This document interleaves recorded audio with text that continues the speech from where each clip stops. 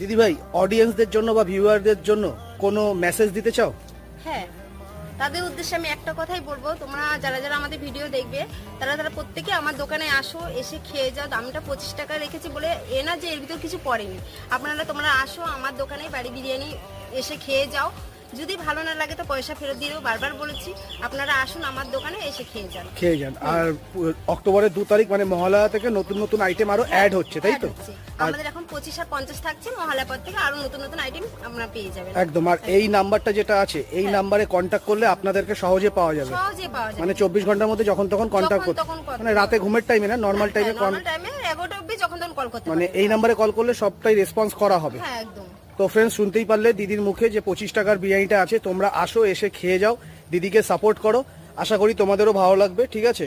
তো বিরিয়ানিটা আমি আগের ভিডিওতেই দেখিয়েছি। যাই হোক ফ্রেন্ডস, শেয়ার করবো, তোমরা লাইক, শেয়ার, কমেন্ট আর অবশ্যই সাবস্ক্রাইব করো।